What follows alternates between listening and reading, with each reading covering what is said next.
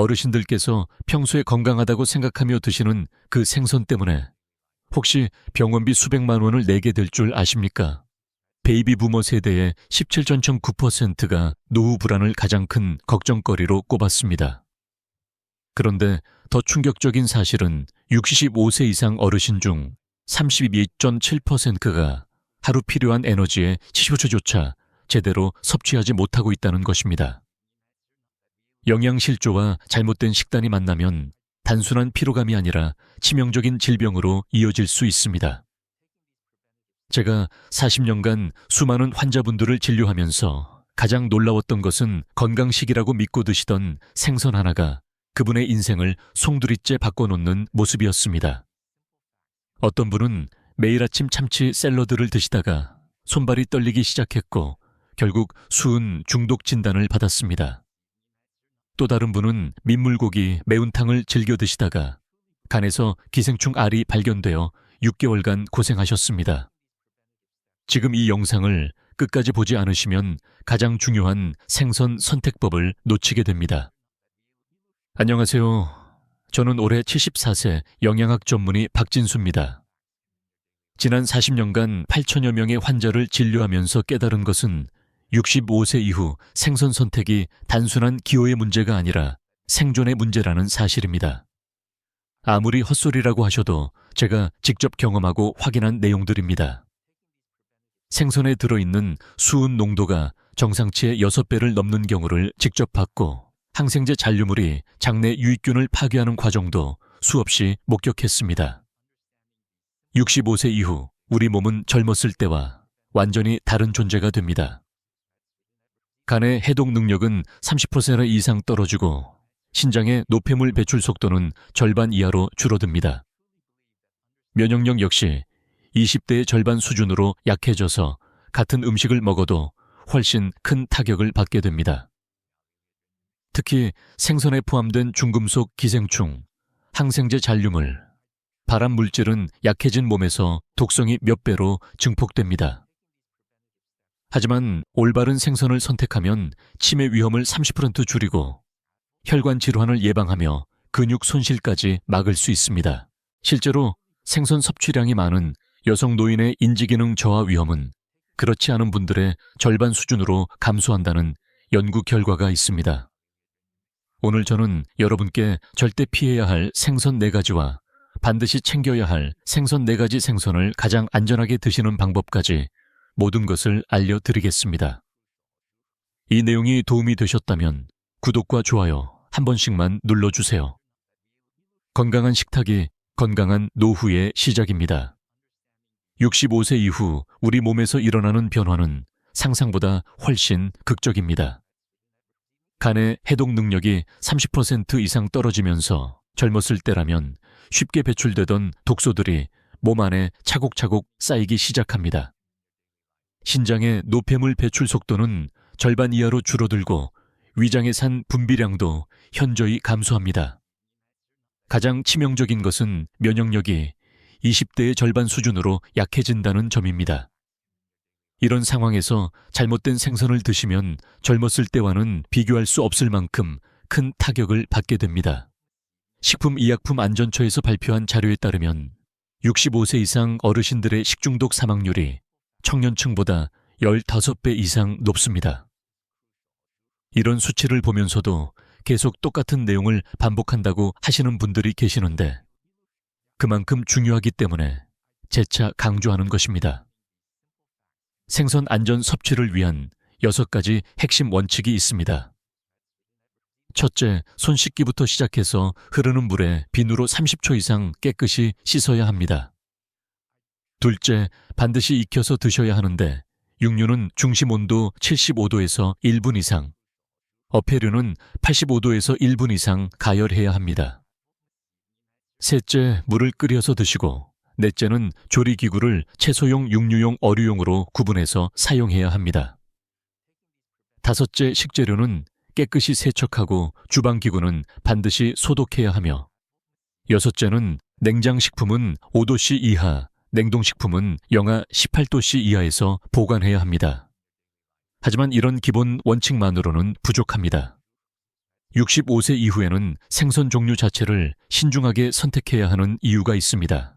최근 식품의약품안전처에서 실시한 고령자 식품 첨가물 섭취 조사에서 놀라운 사실이 밝혀졌습니다.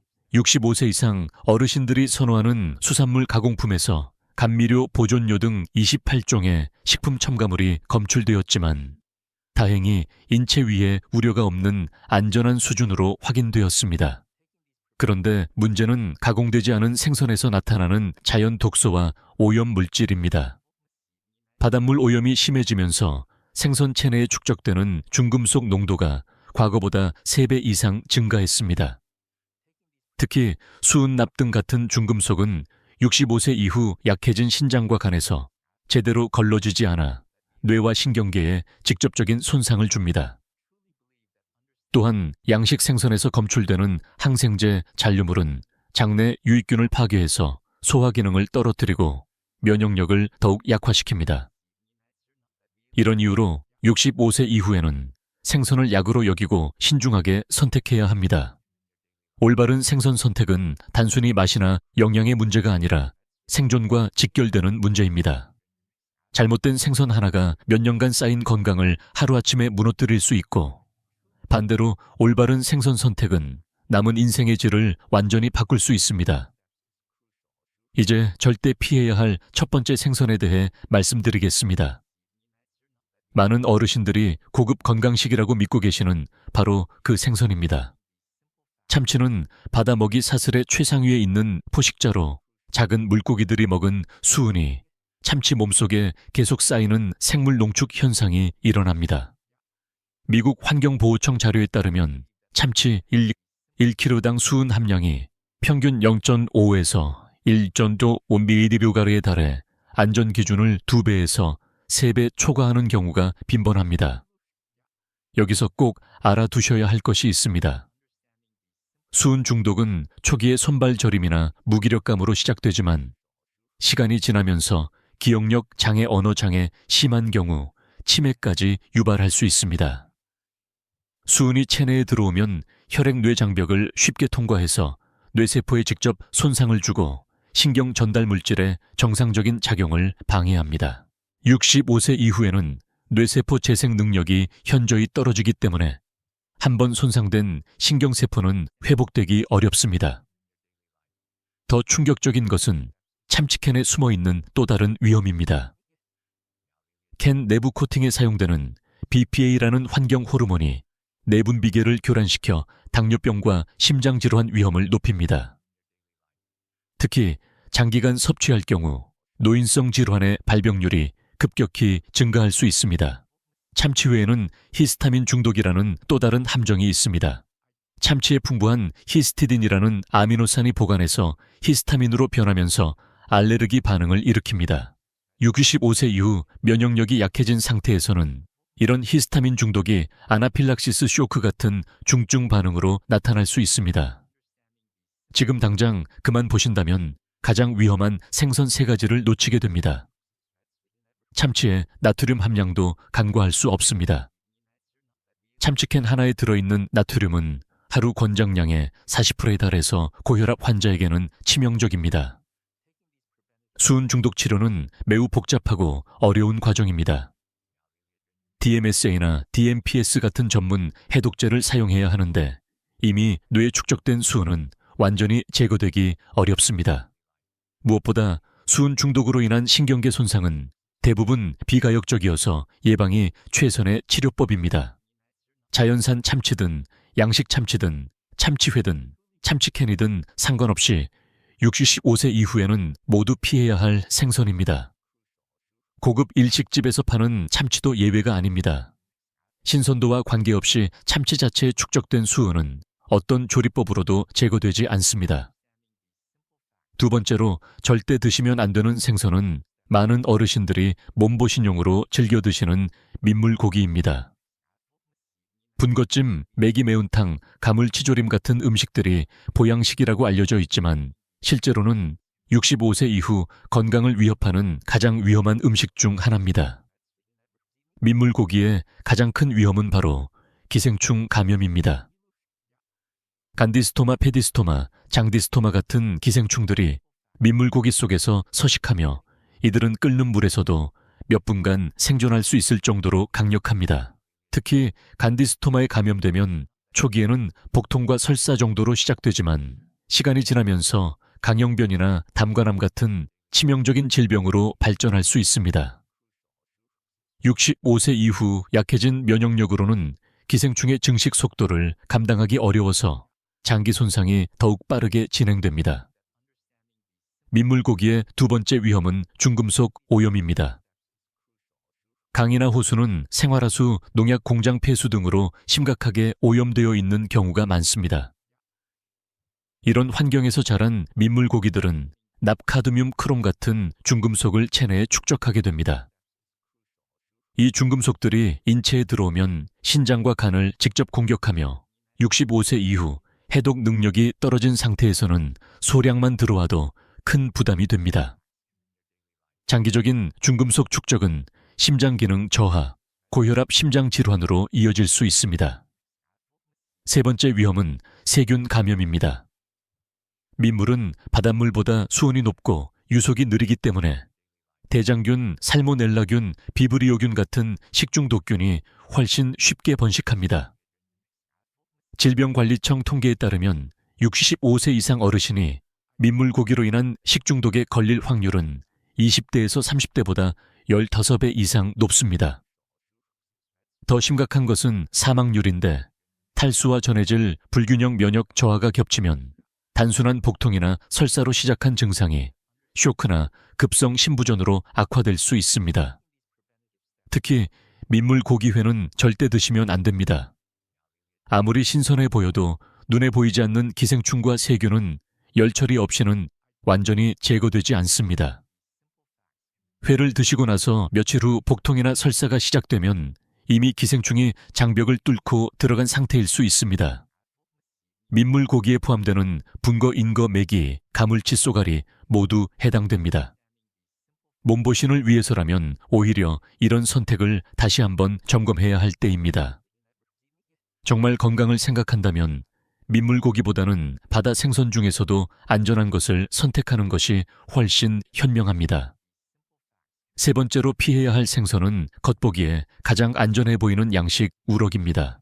우럭은 우리 식탁에서 참 친숙한 생선이지만 양식이라는 단어 하나만 붙는 순간 65세 이후 건강을 위협하는 잠재적 위험 요소로 변합니다. 양식장에서 우럭을 키우는 과정에서 가장 큰 문제는 항생제 남용입니다. 좁은 공간에 많은 물고기를 키우다 보니 집단 감염을 막기 위해 옥시테트라사이클린, 설파제 같은 항생제를 주기적으로 투여합니다. 이런 항생제들은 우럭의 살점에 일부 잔류하게 되는데 이것이 고령자의 몸에 들어가면 장내 유익균을 파괴해서 소화 기능을 약화시킵니다. 65세 이후에는 원래도 장 기능이 약해져 있기 때문에 항생제의 영향이 더욱 직접적이고 빠르게 나타납니다. 복통설사, 장염 같은 증상이 자주 나타나고 소화불량이 만성화될 수 있습니다. 더 심각한 문제는 항생제 내성균입니다. 장기간 항생제에 노출되면 우리 몸 안에 세균들이 점점 강해져서 진짜 병이 생겼을 때 효과적인 항생제로 치료하기 어려워집니다. 특히 폐렴이나 요로 감염 같은 고령자에게 흔한 질환에서 내성균 문제가 생기면 생명까지 위태로울 수 있습니다. 지금 허무맹랑한 소리 한다고 생각하시는 분들이 계실 텐데 이런 내용이 바로 의료진이 가장 우려하는 현실입니다.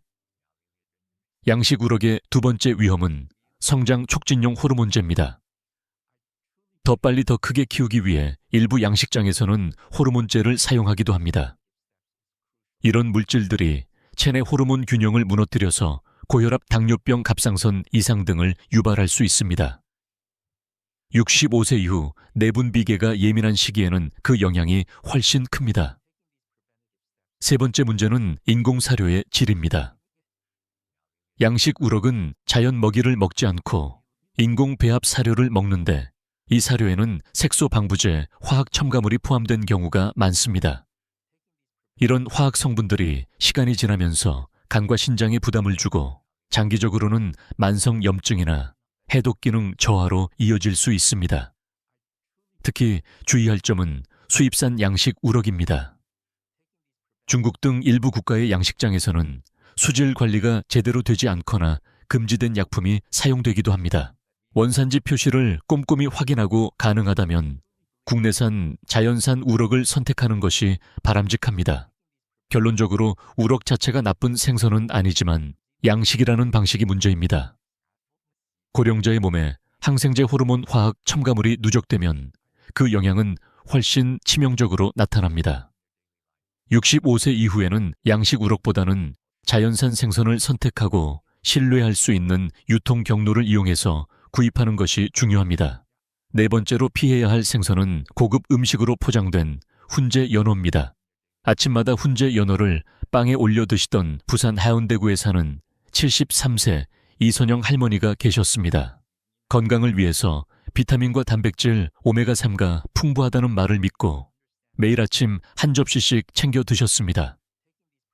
겉으로 보기에는 건강을 위한 노력이었지만 몇 달 뒤 병원을 찾았을 때 혈압이 180에서 100길10을 넘겼습니다. 이런 내용을 계속 반복한다고 지적하시는 분들이 계시지만 생명과 직결된 문제이기 때문에 몇 번이고 강조할 수밖에 없습니다. 훈제 연어의 첫 번째 문제는 과도한 나트륨 함량입니다. 훈제 과정에서 연어에 다량의 소금이 사용되는데 100강감 기준으로 나트륨 함량이 1000mg 이상입니다. 이는 하루 권장량의 절반 이상에 해당하는 수치입니다. 고령자는 신장 기능이 떨어져서 나트륨을 제대로 배출하지 못하므로 혈압이 급격히 오르거나 심장에 부담이 생길 수 있습니다. 두 번째 위험은 아질산염이라는 보존제입니다. 훈제 연어의 색을 선명하게 유지하고 세균 번식을 막기 위해 첨가되는 성분인데 이 아질산염이 체내에서 니트로사민이라는 발암물질로 변합니다. 세계보건기구에서는 니트로사민을 1급 발암물질로 분류하고 있으며 특히 위암 발생 위험을 2배 이상 높인다고 보고했습니다. 세 번째는 다방향족 탄화수소라는 복잡한 이름의 물질입니다. 쉽게 말해서 훈제 과정에서 연기 속 유해 물질이 연어 표면에 달라붙는 현상입니다. 대표적인 예로 벤조피렌이 있으며 이 역시 강력한 발암 물질로 분류됩니다. 훈제 연어의 표면은 특유의 향과 맛을 내지만 동시에 이런 위험 물질들이 농축되어 있는 부분이기도 합니다. 네 번째는 리스테리아균 감염 위험입니다. 훈제 연어는 대부분 가열하지 않고 냉장 상태로 보관하며 섭취합니다. 이런 조건은 리스테리아균이 번식하기에 이상적인 환경입니다. 리스테리아에 감염되면 고열 구토 설사뿐만 아니라 심한 경우 폐혈증이나 수막염으로 이어질 수 있습니다. 특히 65세 이상 고령자에게는 치명적일 수 있습니다. 마지막으로 대부분의 훈제 연어는 수입산입니다. 운송 과정에서 냉장 관리가 미흡한 경우 단백질이 변성되거나 세균이 증식할 수 있습니다. 이로 인해 설사, 복통 식중독 등 위장 질환의 위험도 증가합니다. 결론적으로 훈제 연어는 나트륨 발암 물질, 세균 감염 위험이라는 복합적인 위험을 품고 있습니다. 건강식이라는 이름 뒤에 숨어서 무심코 섭취하다 보면 노년기 혈압 심장에 큰 부담이 될 수 있습니다. 이제 반대로 65세 이후 꼭 챙겨야 할 첫 번째 생선에 대해 말씀드리겠습니다. 어떤 분들은 고등어를 기름기 많은 생선으로 꺼려 하시기도 하지만 의학적 관점에서 볼 때 고등어만큼 노년 건강에 필요한 생선은 드뭅니다. 고등어는 그야말로 65세 이후 맞춤 건강식품입니다. 첫째, 오메가3 지방산이 연어보다도 더 풍부하게 들어있습니다. 특히 DHA와 EPA는 뇌세포를 보호하고 기억력, 감퇴를 늦춰주는 핵심 영양소입니다. 최근 연구에 따르면 생선 섭취량이 많은 여성 노인의 인지기능 저하 위험이 그렇지 않은 분들의 절반 수준으로 감소했습니다. 꾸준히 고등어를 섭취한 어르신들 중에서는 치매 위험이 눈에 띄게 낮아지는 경우를 자주 확인할 수 있습니다. 둘째, 혈관 건강에 탁월한 효과가 있습니다. 오메가3는 혈액 속 나쁜 콜레스테롤을 줄이고 동맥경화나 심근경색 위험을 낮추는데 직접적인 역할을 합니다. 고등어는 중성지방 수치를 조절하고 혈관의 탄력을 유지시켜주는 천연혈관 청소부 역할을 합니다. 셋째, 수은이나 중금속 함량이 현저히 낮습니다. 참치 같은 대형 어종과는 달리 고등어는 먹이사슬 아래쪽에 있는 생선이라 생물 농축이 적습니다. 체내 축적될 위험이 거의 없어서 65세 이후에도 안심하고 드실 수 있습니다. 넷째, 단백질이 풍부하고 소화가 잘 됩니다. 노년기에는 단백질 섭취가 부족해지기 쉬운데 고등어는 고기 못지않게 양질의 단백질을 제공하면서도 소화가 잘 되어 위에 부담을 주지 않습니다. 인천 부평구에 사는 6세 최민준 할아버지는 고등어를 매주 2번에서 3번씩 꾸준히 구워 드시며 5년 가까이 혈압과 콜레스테롤 수치를 안정적으로 유지하고 계십니다. 무엇보다 또래보다 기억력이 또렷하고 활력이 넘치십니다. 과장된 이야기라고 의심하시는 분들이 계실 텐데 이는 실제로 제가 진료하면서 확인한 내용입니다. 물론 고등어도 어떻게 먹느냐가 중요합니다. 센 불에 태워서 먹거나 지나치게 짜게 간을 하면 오히려 독이 될 수 있습니다. 가능하면 중불에서 천천히 구워 드시고 조림을 하실 때는 물을 넉넉히 넣어서 기름기를 적절히 조절하면 좋습니다. 고등어는 구이조림찜 등 어떤 방식으로도 조리할 수 있어서 식탁에 자주 올려도 질리지 않습니다. 무엇보다 비교적 가격이 저렴하고 구입도 쉬워서 실천하기 가장 좋은 노년 건강식품입니다. 지금까지 고등어를 피하고 계셨다면 다시 식단에 포함시켜 보시기 바랍니다. 단백질, 좋은 지방 미네랄 오메가3까지 균형 잡힌 영양을 한 번에 얻을 수 있는 정말 고마운 생선입니다. 여기서 놓치면 안 될 것이 하나 더 있습니다. 두 번째로 권장하는 생선은 소화가 잘 되고 항산화 효과까지 뛰어난 흰살 생선 갈치입니다. 노년기에 들어서면 식사 후 더부룩함이나 소화불량을 호소하시는 분들이 많습니다. 음식을 가려야 하고 위에 부담 없는 재료를 찾다 보면 입맛도 점점 줄어들기 마련입니다. 그럴 때 필요한 생선이 바로 갈치입니다. 갈치는 대표적인 흰살 생선으로 살이 부드럽고 지방 함량이 낮아서 소화가 잘 됩니다. 위장 기능이 약해지기 쉬운 65세 이후에는 소화 부담이 적으면서도 충분한 영양을 공급해 줄 수 있는 정말 소중한 식재료입니다. 첫째, 단백질이 풍부하면서 지방이 적습니다. 갈치는 고단백 저지방 식품으로 체중이나 혈당 관리가 필요한 분들에게도 안성맞춤입니다. 근육 손실이 걱정되는 노년기에 양질의 단백질을 공급해주는 갈치는 근감소증 예방에도 효과적입니다. 둘째, 셀레늄이 풍부하게 들어있습니다. 셀레늄은 강력한 항산화 성분으로 몸속 활성산소를 제거하고 세포 노화를 막아줍니다. 또한 면역력을 높이는 데도 중요한 역할을 하며 일부 연구에서는 암 예방에도 긍정적인 효과가 있는 것으로 보고되고 있습니다. 셋째, 비린내가 거의 없어서 거부감이 적습니다. 갈치는 조리할 때도 특유의 냄새가 덜하고 간단하게 구워도 담백한 맛이 살아있어서 입맛이 줄어든 어르신들도 부담 없이 드실 수 있습니다. 특히 양파, 대파, 당근 등 채소와 함께 찜으로 조리하면 영양과 맛을 동시에 챙길 수 있습니다.